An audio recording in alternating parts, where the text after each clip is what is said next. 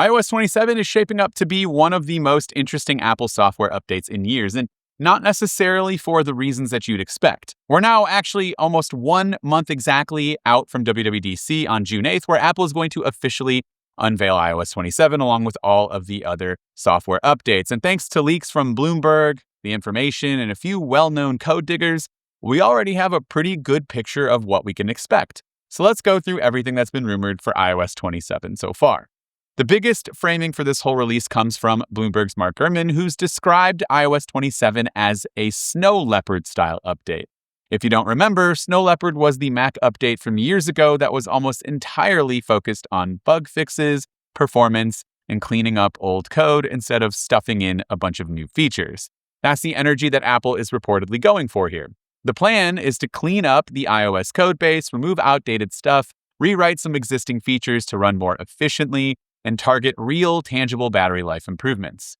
Basically, after the liquid glass redesign from last year and all the promises of AI in iOS 26, Apple is taking a breath and trying to make the software feel faster and more reliable. Whether they actually pull it off is something that we'll see soon. Now, the headline feature, the one Apple has been promising for years at this point, is the new Siri. We were originally supposed to get the Apple Intelligence version of Siri in iOS 26.4, and then it got pushed to 26.5, and now it looks like the personalized Siri features are landing in iOS 27. According to a few leaks, Apple is planning a completely revamped chatbot version of Siri that will work like ChatGPT, Claude, or Gemini, but built directly into the system. And here's the wild part, Apple is reportedly partnering with Google and using a custom AI model built in collaboration with the Gemini team to power some of these new Siri features. And we've actually had confirmation from Google that this is all actually going to happen. There's also going to be a brand new dedicated Siri app across iOS, iPadOS, and macOS. You'll be able to talk to it with text or voice, view your past conversations like you do in any modern chatbot, and there's an extensions feature that hasn't been fully detailed yet, but that's something to keep an eye on. Visually, Siri is getting a dynamic island makeover, so when you trigger it, you'll see a search or ask prompt with a glowing cursor, and a thin glow will appear around the edges of the dynamic island. If you've seen the WWDC 2026 graphic that Apple put out, the highlighted 26 in the logo is reportedly a direct preview of what that new Siri interface would look like. There's also been some chatter that Siri itself might get a more animated visual identity, maybe something with the Mac Finder logo, possibly tied to the tabletop robot Apple is rumored to be working on. Maybe the little Finder guide, that would be kind of cool. Everybody loves this Finder guide that Apple has been weirdly promoting. iOS 27 should also bring those long-delayed personal context features that Apple demoed back in 2024. So things like asking Siri about your mom's flight and getting an answer pulled up from your mail and messages or whatever the case may be, and asking about the lunch reservation that she sent you. Tim Cook himself confirmed on a recent earnings call that a more personalized Siri is in fact coming this year. Beyond Siri, the Photos app is getting 3 new Apple Intelligence editing tools, according to a Bloomberg report. There's Extend, which uses generative AI to expand the edges of an image when you change the crop, basically filling in the scenery that wasn't in the original photo. There have been other people who have done this already, other manufacturers. I think Samsung comes to mind. Initially, this whole Extend feature, so it's not groundbreaking, but it's good to have on the iPhone. There's Enhance, which automatically tweaks color, lighting, and other parameters using AI. And then there's Reframe, which adjusts positioning and focus. These features will join Cleanup, which is the only AI editing feature that Apple has shipped so far. And it's worth noting that there's been other reports on MacRumors that you can see here that Apple hasn't actually gotten Extend and Reframe working perfectly, so those two could be delayed or scaled back potentially.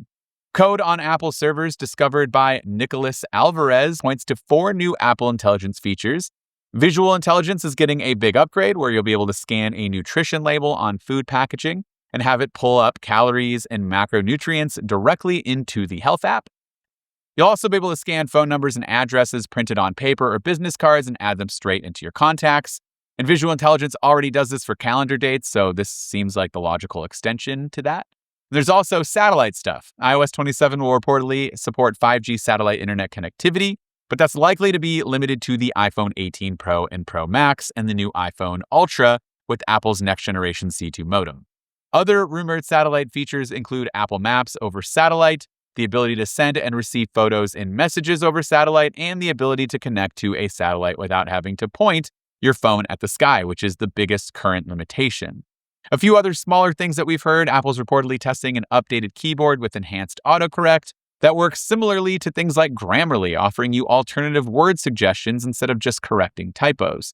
There's no major liquid glass redesign since we already got that, but Apple may add a system-wide opacity slider so that you can fine-tune how transparent the interface looks. And in a small but very welcome change, there's going to be an undo and redo buttons in the home screen customization menu. So when you accidentally drag and drop a widget or an app to the wrong part of the page, you can actually reverse it now. And now onto the bad news, which is iOS 27 is reportedly going to drop support for the iPhone 11, 11 Pro, and 11 Pro Max, as well as the second-gen iPhone SE. This is all according to a leaker in Weibo called Instant Digital, who we've sourced before. And so, it's only going to support the iPhone 12 series and newer. And of course, any Apple Intelligence features requires an iPhone 15 Pro or newer. iOS 27 also has a pretty big job that's baked into it that nobody's really talked about enough, which is the iPhone Ultra, or Apple's first foldable iPhone. It needs to support and have some features dedicated to that form factor. And of course, Apple is planning to launch this in September, possibly called the iPhone Ultra, with a 5.5-inch outer display and a 7.8-inch inner display. And iOS 27 is expected to have all of those new experiences for that larger folding display, and the foldable will run iOS and iPadOS, which is kind of interesting, or at least a mesh between the two. Apple will unveil all of this on June 8th at WWDC. The first developer beta usually drops right after, with public betas in July, and of course the full release will come in September alongside the iPhone 18 lineup. Well, really the 18 Pro and Pro Max for this year. And that is what we expect for iOS 27 so far, all of the leaks and rumors. And of course, I would love to hear from you in the comments down below. Are you excited for iOS 27 with a lot of bug fixes? And of course, fingers crossed, the new version of Siri? Let me know in those comments down below. This is Dan with MacRumors. Thanks so much for watching. I look forward to seeing you around in the next video.